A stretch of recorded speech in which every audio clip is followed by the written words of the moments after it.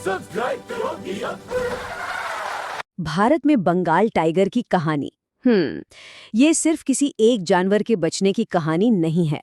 नहीं, ये तो संकट से संरक्षण तक के एक कह सकते हैं अविश्वसनीय सफर की दास्तां है। तो चलिए इस राष्ट्रीय संकल्प की कहानी को जरा और गहराई से समझते हैं। तो सवाल ये उठता है कि जो जानवर कभी शिकारियों की बस एक ट्रॉफी हुआ करता था, वो आज भारत का गौरव कैसे बन गया? मतलब इस शानदार वापसी के पीछे की असली कहानी क्या है? चलिए इसी का पता लगाते हैं। तो ठीक है, इसके लिए हमें थोड़ा पीछे जाना होगा।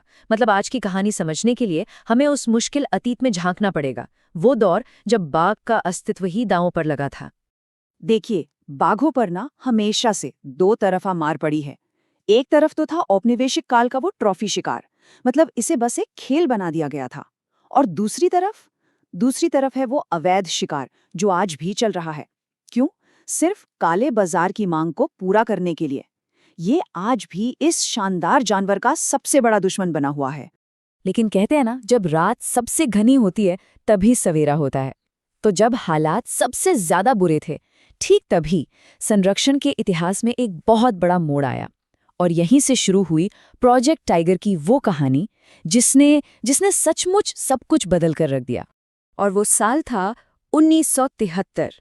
इसे भारतीय वन्यजीव संरक्षण के इतिहास में एक मील का पत्थर कह सकते हैं। सच में यही वो पल था जब बंगाल टाइगर की किस्मत ने पलटी मारी।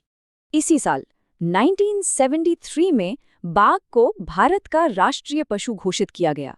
लेकिन रुकिए, ये सिर्फ एक सिंबल बदलने की बात नहीं थी। नहीं, ये एक राष्ट्रीय संकल्प था। एक ऐसा कदम जिसने बाघ को एक कानूनी कवच पहना दिया और देश के सबसे बड़े संरक्षण अभियान की नींव रख दी। और इसी नींव पर खड़ा हुआ प्रोजेक्ट टाइगर। अब देखिए, इसका नाम जरूर प्रोजेक्ट टाइगर था, पर यह मिशन सिर्फ बाघों को बचाने का नहीं था। नहीं, 1973 में जब ये ऐतिहासिक प्रोग्राम लॉन्च हुआ, तो इसका लक्ष्य बहुत बड़ा था। बाघ को बचाना और साथ ही उसके घर को भी, मतलब पूरे के पूरे जंगल के इकोसिस्टम को बचाना। तो दशकों तक इतनी मेहनत हुई, इसका नतीजा क्या निकला? नतीजा ये है कि आज तस्वीर पूरी तरह से बदल चुकी है। आज भारत पूरे गर्व से खुद को बाघों का घर कह सकता है। और इसका मतलब क्या है? इसका मतलब जरा इस आंकड़े पर गौर कीजिए। आज दुनिया के 75% जंगली बाघ भारत में रहते हैं। 75%, ये कोई छोटा मोटा आंकड़ा नहीं है।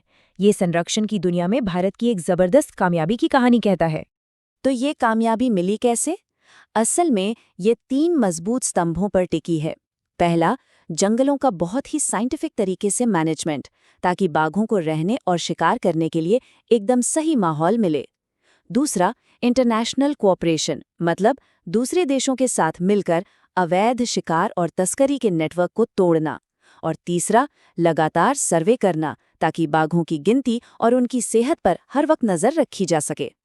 लेकिन कहानी यहाँ खत्म नहीं होती। ये लड़ाई अभी भी जारी है। आगे का रास्ता कैसा है?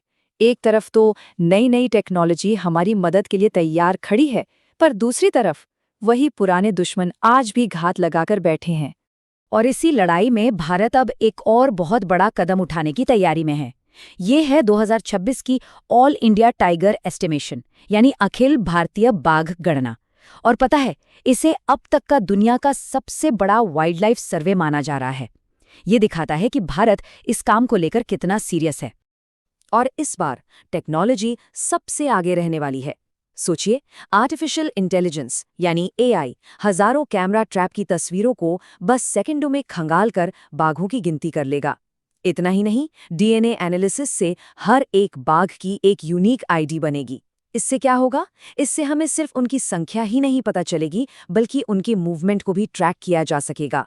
और इसका सबसे बड़ा फायदा, इंसानों के साथ उनके टकराव को कम करने में मदद मिलेगी। लेकिन इतनी हाईटेक टेक्नोलॉजी के बावजूद 2 पुराने दुश्मन आज भी मुंह बाए खड़े हैं। एक तरफ है विकास की वजह से छोटे छोटे टुकड़ों में बंटते जंगल, ये बाघों का घर ही छीन रहे हैं। और दूसरी तरफ वही काले बाजार का लालच, जो आज भी अवैध शिकार की आग को हवा दे रहा है। तो आखिर में सवाल बस एक ही बचता है, क्या भविष्य की ये नई टेक्नोलॉजी बाघों को अतीत के इन पुराने खतरों से बचा पाएगी, इस एक सवाल का जवाब यही तय करेगा कि भारत के जंगलों में बाघों की दहाड़ आगे भी गूंजती रहेगी या नहीं।